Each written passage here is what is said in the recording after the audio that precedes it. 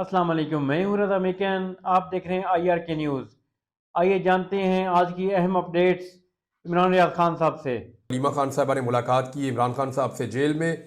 और ये मुलाकात बड़े लंबे अरसे के बाद हुई है।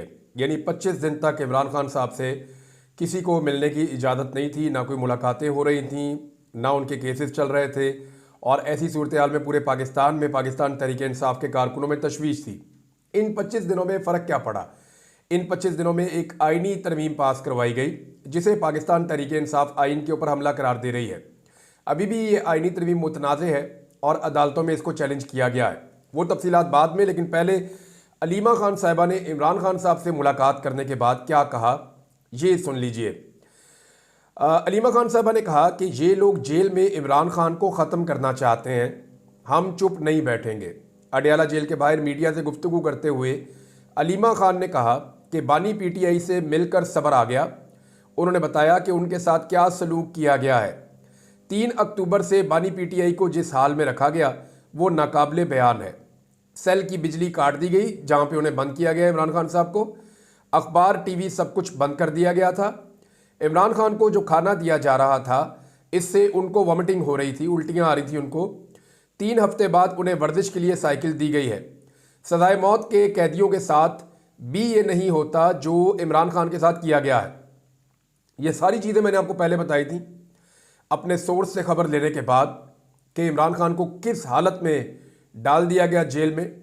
क्योंकि मेरी इतला के मुताबिक इमरान खान साहब को 2 ऐसे लोग मिले हैं जेल जाकर जिनका उनसे मिलना कोई आम बात नहीं है।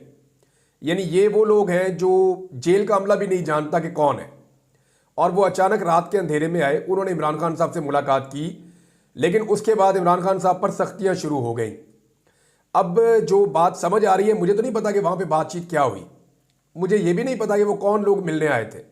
जो जेल में सोर्सेज हैं वो भी नहीं जानते कि ये कौन लोग हैं जो इमरान खान साहब से मिले थे। लेकिन ये जो भी लोग हैं उन्हें उस मुलाकात के बाद शायद गुस्सा आया और इमरान खान साहब के लिए हालात को मजीद तंग और मुश्किल कर दिया गया। बहरहाल अब ये सुन लेते हैं कि इमरान खान की बहन मजीद क्या बता रही हैं। उन्होंने कहा सजाए मौत के कैदियों के साथ भी ये नहीं होता जो इमरान खान के साथ किया गया है। अलीमा खान ने कहा कि जो लोग जेल में इमरान खान को ख़त्म करना चाहते हैं वो सुन ले कि हम चुप नहीं बैठेंगे। उन्होंने हम पर पार्लियामेंट को बम से उड़ाने का इल्ज़ाम लगाया, हम पर बारूद रखने का मुकदमा दर्ज किया गया। उन्होंने हमें खाली हाथों गिरफ्तार किया, हमें बिल्कुल बाहर के हालात से बेखबर रखा गया। 24 दिन इमरान खान को भी बाहर के हालात से लाइल्म रखा गया। इमरान खान की बहन ने मीडिया से गुफ्तगू करते हुए कहा कि हमें पैगाम आ रहे हैं कि हमारे खिलाफ 9-10 मुकदमात और दर्ज किए गए हैं। इस्लामाबाद पुलिस जेलम जेल के बाहर हमें दोबारा गिरफ्तार करने आई थी, क्या पता हमें दोबारा गिरफ्तार किया जाए। लेकिन इमरान खान ने यह पैगाम दिया है कि जुल्म को बर्दाश्त नहीं करेंगे, उसके खिलाफ खड़े होंगे। ये तो जनाब पहली खबर है। और दूसरी जो बड़ी खबर है वो भी मैं आप तक पहुंचा देता हूं कि एक इजलास से आपको मैंने बताया था कि आज के दिन में होना था, वो इजलास हुआ है। ये पहला फुल कोर्ट इजलास है। इस इजलास में ऑनलाइन शिरकत की है जस्टिस मंसूर अली शाह साहब ने और तमाम जजेस मौजूद थे जस्टिस याया अफरीदी की सरबराही में। जो एलामिया है उसके अंदर खबर जो आई है वही हम आपको बता सकते हैं। सोर्सेज से तो खबर जो है वो बाद में सुप्रीम कोर्ट ऑफ पाकिस्तान में काम करने वाले जो जर्नलिस्ट हैं वो दे सकते हैं, या वहाँ से जो सोर्सेज है वो खबर देंगे। लेकिन फ़िलहाल पहली खबर ये है कि जो केसेज हैं उनकी तादाद बहुत ज़्यादा है। एक मैकेनिज़्म तैयार किया गया है और लायामल बनाया गया है कि किस तरीके से आगे बढ़ेंगे। और मंसूर अली शाह साहब जो है वो भी शामिल हुए, लेकिन ऑनलाइन शामिल हुए। और कुछ इतलात के मुताबिक उनका अपना बनाया हुआ एक मैकेनिज्म जिस पे उन्होंने 2023 में काम किया था, उसके मुताबिक ये देखा जाएगा कि कैसे सुप्रीम कोर्ट ऑफ पाकिस्तान को आगे बढ़ना और काम करना है। यहां एक और बड़ी डेवलपमेंट है, और वो बड़ी डेवलपमेंट ये है कि पाकिस्तान तहरीक इंसाफ बाज़ाब्ता तौर पे शामिल हो गई है जुडिशल कमीशन ऑफ पाकिस्तान में। यानी पाकिस्तान तहरीक इंसाफ ने बाज़ाब्ता तौर पर जुडिशल कमीशन ऑफ पाकिस्तान का हिस्सा बनने का फैसला कर लिया, जिसके लिए पार्लियामान के दोनों ऐवानों से अरकान नामजद करने पे इत्तफाक किया गया है। यानी हुकूमत ने नाम मांगे ना जी, 2 नाम अपोजिशन के आएंगे और 2 नाम हुकूमत के आएंगे। तो अपोजिशन में तो पाकिस्तान तहरीक इंसाफ है, उनके 2 नाम आएंगे, और हुकूमत में जो है वो PDM है, उनके 2 नाम आएंगे। तो इस तरह ये 4 लोग जो हैं वो ये जुडिशल कमीशन ऑफ पाकिस्तान के अंदर जाएंगे। यहाँ पे बाकी मेंबर्स भी होते हैं, और जो सर्विंग जजेस हैं वो भी होते हैं, बाकी कुछ और मेंबर्स भी होते हैं। तो इस तरह जो जजेस की तकर्रियाँ होती हैं वो किस तरीके से होंगी, वो इसी के ज़रिए से होती है। अब जुडिशल कमीशन के अरकान की 1/3 तादाद कमीशन का इजलास तलब कर सकती है। 13 रुकनी कमीशन के फैसले अरकान की सादा अक्सरियत से होंगे। पहले ये 9 रुकनी होते थे, अब इनके अंदर 4 बंदे मजीद शामिल किए गए हैं, तो ये 13 रुकनी हो गया है। और अब जो फैसले हैं वो सादा अक्सरियत से होंगे, यानी 7 बंदे जिस तरफ चले जाएंगे फैसला उस तरफ हक में आ जाएगा। अयाज सादिक ने एक बड़ा चैलेंज कर दिया और खबरें हर जगह छपी भी हैं कि मैं सुप्रीम कोर्ट ऑफ पाकिस्तान का फैसला नहीं मानूंगा। यानी आपको याद होगा अच्छी तरह कि जो कुछ भी कासिम सूरी के साथ किया गया, जो हालात इमरान खान साहब के खिलाफ पैदा किए गए, हालांकि इमरान खान साहब ने सुप्रीम कोर्ट के तमाम फैसले माने थे, लेकिन यहां एक बंदा बबांगे दोहल कह रहा है कि मैं सुप्रीम कोर्ट ऑफ पाकिस्तान का फैसला नहीं मानूंगा, मखसूस नशिस्तों वाला। अब ये अयाज सादिक साहब का कहना है, लेकिन इलेक्शन कमीशन ऑफ पाकिस्तान वहां से कुछ खबरें सोर्सेज के जरिए आ रही हैं कि इलेक्शन कमीशन ऑफ पाकिस्तान बजाय इसके कि किसी और मुसीबत में अपने आप को डाले, इलेक्शन कमीशन शायद मखसूस नशिस्तों का जो फैसला है वो पाकिस्तान तहरीक इंसाफ के हक में करके फुल कोर्ट के फैसले के मुताबिक अमल दरामद कर दे। ऐसे में ये सारा बोझ जो है वो अयाज सादिक पे पड़ जाएगा, और अगर अयाज सादिक नहीं मानेंगे तो उन्हें तौहीन अदालत की कार्रवाई का सामना भी करना पड़ेगा और अयाज सादिक साहब को अपनी सीट से हाथ धोकर घर भी जाना पड़ सकता है।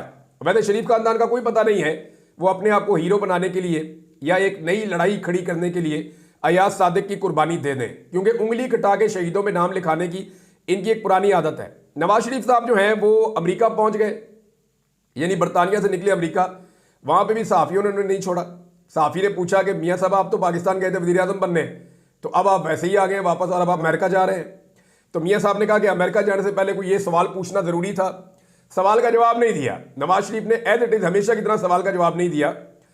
नवाज शरीफ से यानी सवालात ये होने चाहिए कि यास्मीन राशिद साहिबा ने आपको 70,000 से शिकस्त दी और आप जाली फार्म 47 पे आधी रात को आरओ बदल के आप वहां पे एमएनए बन गए और आज आप उसी तरह पाकिस्तान वापस आ गए हैं, जबकि वही यास्मीन राशिद जो जेल में आपका ख्याल रखती थी, उसी यास्मीन राशिद को आज जेल में आप छोड़कर आ गए हैं। तो मियाँ साहब से तो सवालात होने चाहिए, लेकिन मियाँ साहब फिलहाल अमेरिका जा रहे हैं और हो सकता है कोई इलाज हो उनका, या वहां पे कोई और इलाज ढूंढने जा रहे हों। आने वाले दिनों में पता चल जाएगा कि मियाँ साहब अमेरिका में क्या कारनामे करते हैं। बहरहाल कादी फायद ईसा ने बरतानिया पहुंचना है और बरतानिया में जो पाकिस्तानी है उन्होंने ये देखें अजीबोगरीब किस्म के पोस्टर्स जारी कर दिए हैं और ये डोनट बीच में एक बनाया हुआ है और उनका ये कहना है कि वो कादी फायद ईसा के खिलाफ एहतजाज करेंगे। कादी साहब को एक बेंच का हिस्सा बनाया गया, इससे पहले जस्टिस आयशा मलिक साहबा को भी बनाया गया था। तो कादी साहब बरतानिया पहुंचेंगे, 1 हफ्ता वो बरतानिया में रुकेंगे। अब इस बीच में उन्हें पाकिस्तानियों का सामना करना पड़ेगा। कादी साहब ने जितना जुल्म पाकिस्तानियों के ऊपर किया है, जितना जबर पाकिस्तानियों के ऊपर किया है, जितनी फस्तायत पाकिस्तानियों के ऊपर ढाई है, जितनी नाइंसाफ़ी पाकिस्तानियों के साथ की है, तो पाकिस्तानी जो है वो नाको नाक भरे हुए हैं और कादी फायद ईसा साहब पे बहुत गुस्से में है। अब देखना यह है कि कादी फायद ईसा साहब जाते हैं तो पाकिस्तानियों का रद्द-ए-अमल क्या होता है। बहरहाल पहले से ही मैं ये देख रहा हूँ और सोशल मीडिया पर ये चीज़ें गर्दिश कर रही हैं कि कादी फायद ईसा के वहाँ पहुँचने के मौके पर भरपूर एहतजाज किया जाएगा। अब देखते हैं कि कादी साहब को कैसी सूरत हाल का सामना वहां करना पड़ता है। एक और चीज है जी, ईमान मजारी साहबा को और उनके शौहर को गिरफ्तार कर लिया गया है। ये इंसाफ के लिए लड़ने वाले मियाँ बीवी हैं। ईमान मजारी साहबा ने इंसानी हकूक के लिए बड़ी बुलंद आवाज़ की है और हमेशा आवाज़ उठाई है पिसे हुए तबकात के लिए। और मैंने देखा कि लापता अफराद के हवाले से इनकी जो खिदमात है, पाकिस्तान में किसी और लॉयर की इतनी खिदमात नहीं है। तो ईमान मजारी साहबा से बहुत सारी चीज़ों पे इख्तलाफ भी माजी में रहा, लेकिन एक बात है कि इंसानी हकूक के लिए और जबरी लापता अफराद की बाजियाबी के लिए जो कोशिश उन्होंने की वो पाकिस्तान में किसी ने नहीं की और इसके लिए पूरे पाकिस्तान को उनका एहसानमंद होना चाहिए। अब वो नाइंसाफ़ी के खिलाफ खड़े हुए वो और उनके शौहर, उन्हें कहा गया जी 1 मिनट के लिए हम बंद कर रहे हैं और लंबा बंद कर देते हैं सड़कों को। तो हर शहरी की अपनी एक इज्जत नफ्स है। उन्होंने जब वहां पे प्रोटेस्ट किया तो उनके साथ जो भी सलूक किया गया, बाद में उन्हें गिरफ्तार कर लिया गया है और पूरे पाकिस्तान के अंदर वकला भी इसकी मजम्मत कर रहे हैं, इंसानी हकूक की तंजीमें और सहाफ़ी भी इसकी मजम्मत कर रहे हैं। तो ईमान मजारी साहबा और उनके शौहर को फौरी तौर पर रिहा किया जाना चाहिए। उनके साथ इस जुल्म और ज्यादती को बंद करना चाहिए। जो लड़की खुद पूरे पाकिस्तान में जुल्म और ज्यादती के खिलाफ खड़ी होती है, हमेशा आवाज़ उठाती है, हमेशा फ्रंट फुट पे आती है, अपनी जान को खतरे में डालकर। उसके लिए सबको आवाज बुलंद करनी चाहिए।